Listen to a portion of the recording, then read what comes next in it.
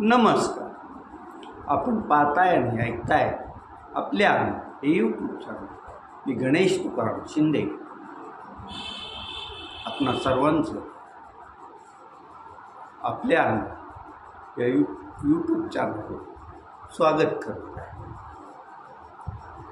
येरमाळ्याच्या येडेश्वरी देवीची यात्रा सुरू असून उद्या येडेश्वरी देवीची पालखी अमराईतून परत मंदिराकडे जाणार आहे.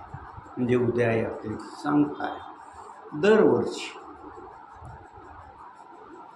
येडेश्वरी देवीच्या चैत्र यात्रेत जो महत्त्वाचा दिवस असतो तो चुनखडी वेचण्याचा आणि त्या दिवशी येरमाळा या गावावरून जाणारा सोलापूर धुळे राष्ट्रीय महामार्ग असो किंवा शेगाव तो जातो दोन्ही महामार्ग जवळपास 10 ते 11 तास त्यावर वाहतूक कोंडी होते, भाविकांचीही गैरसोय होते आणि त्या मार्गावरून जाणाऱ्या प्रवाशांची पण गैरसोय होत असते. त्यासाठी आता ही यात्रा भरते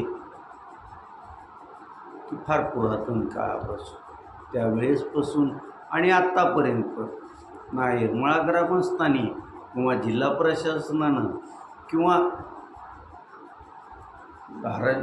कळंब तालुक्यात आजपर्यंत जे आमदार झाले, जे पंचायत समितीचे सभापती झाले, त्यांनी कोणीही याकडे लक्ष दिलं नाही आणि त्यामुळं भाविकांना त्याचबरोबर प्रवाशांना नाहक त्रास सहन करावा लागतो. त्यासाठी मग कोणीतरी परवा येरमाळ्याच्या गावानजीक चारही बाजूला जे रस्त्याच्या जे सोलापूर ते धुळे आणि शेगाव ते पंढरपूर हे जे राष्ट्रीय महामार्ग आहे त्या चारही महामार्गाच्या बाजूनी 10-10 एकर शेतकऱ्यांच्या यात्रा काळापुरत्या जमिनी ताब्यात घ्या आणि तिथं पार्किंगची व्यवस्था करा असा पर्याय सांगितला आहे. परंतु एकतर येरमाळा गावातील शेतकऱ्यांना फार कमी जमिनीचं क्षेत्र आहे, त्यामुळं त्या जमिनीवरून वाहनं लोकांची प्रचंड गर्दीमुळं जमिनीचं टणक बनतात. पुढं त्यावर तुळवता येत नाही ना नांगरता पण येत नाही. त्यामुळं कमी क्षेत्र असलेला शेतकरी बांधव तुम्हाला पार्किंगसाठी जमीन देईल का नाही हा प्रश्नच असणार आहे. आता तसं पाहिलं तर दोन्ही महामार्गाला चारही बाजूनं असं जोडणारे छोटे छोटे रस्ते पण आज दिस पण आहेत. त्यासाठी एकच करा, एक रिंग रोड तयार करा. तो रिंग रोड असा तयार करा की जिथं तुम्ही चोराखळी पाटीच्या पलीकडं इकडं सोनवणे महाविद्यालय जे की उकडगाव शहरात आहे तिथं जाण्यासाठी आत्ताच पक्का रस्ता आहे. तिथून तो रस्ता उकडगावपर्यंत उकडगावहून वाघाची वाडी आणि शिराळ्यावर शेगाव पंढरपूरला आणून जोडा. तिथून तसा एक मार्ग पुढं चारे किंवा वालवड, तिथून म्हसोबाची वाडी, कडकनाथवाडी आणि तेरखड्यापर्यंत त्याला जोडा.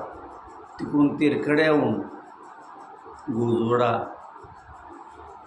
बावी, मनुष्यबळ योजना, दहीपळ आणि शेलगाव दिवाणे मार्गे तो चोराखळीला आणून जोडा.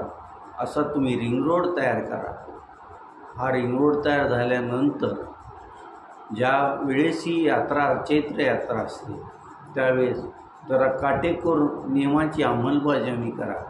जी वाहनं पुढं औरंगाबाद हे सोलापूर धुळे मार्गातून औरंगाबादकडे जाणारी असतील त्यांना तुम्ही चोराखळी, सोनवणे महाविद्यालय, उकडगाव, वाघाची वाडी मसोबाची वाडी कडकनवाडी मार्गे परत हायवेला जोडा, किंवा त्या मार्गानं कळंबकडं जाणारी किंवा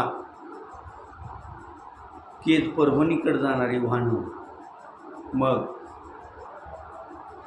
तिथून पुढं शेलगाव दिवाणी येऊन तसंच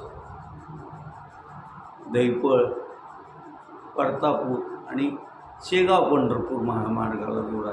इकडून छत्रपती संभाजीनगरकडून येणारी वाहनं जी की सोलापूरला पुढं हैदराबादला जाणारी, त्यांना तिरकड्यापासून तुम्ही एकतर गोजवाडा, बावी, दहीपळ, शेलगाव दिवाणी मार्गे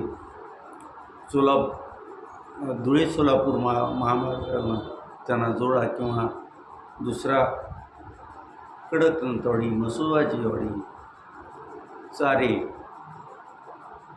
असं शेगाव पंढरपूर महामार्गाला जोडून परत त्यांना धुळे सोलापूर महामार्गावर आणू शकतो. आता हे आधी कागदोपत्रीचं रेखाटन करा, त्याला मंजुरी मिळवा. आता हा एक पदरी म्हणजे 14 फुटाचा आसपासचा मार्ग सगळीकडे असेल. हा मार्ग थोडा वाढवा, म्हणजे चुना वेचणीच्या दिवशी येरमाळा येथे या दोन्ही महामार्गावर होणारी वाहतूक कोंडी होणार नाही. भाविकांना, येडेश्वरी यात्रेला आलेल्या भाविकांना पण आणि पुढं प्रवास करणाऱ्या प्रवाशांना पण त्रास त्याचा होणार नाही. आज येडेश्वरी यात्रेत कुस्त्याचे पट रंगले असतील, त्याचे निकाल आता थोड्या वेळाने येतील. आज त्याचबरोबर यात्रेच्या म्हणजे आमराई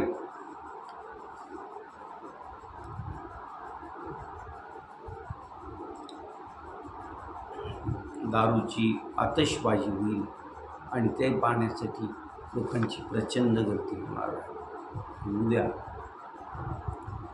दुपारी मर्दंड कुटुंब जी गावातून ज्वारी गोळा करत असतं, त्याची भुवऱ्या शिजवतील, देवीला भुवऱ्याचा प्रसाद दाखवतो. त्यानंतर पालखी मंदिराकडे प्रस्थान.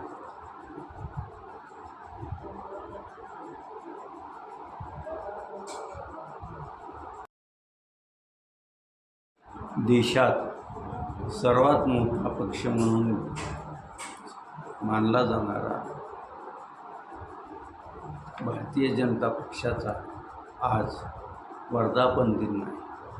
आणि हा वर्धापन दिन देशभरात सर्वत्र उत्साहात साजरा करण्यात. धाराशिव जिल्ह्यात पण भाजपचा वर्धापन दिनाचा कार्यक्रम मोठ्या उत्साहात साजरा करण्यात आला. भाजपच्या जिल्हा कार्यालयात जिल्हाप्रमुख दत्ता कुलकर्णी,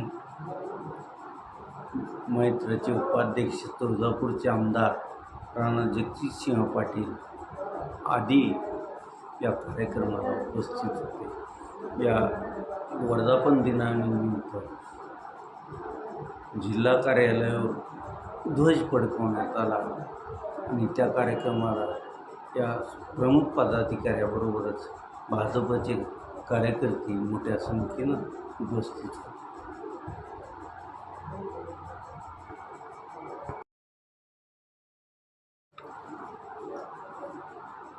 काल IPLच्या डबल हिडरमध्ये खऱ्या अर्थानं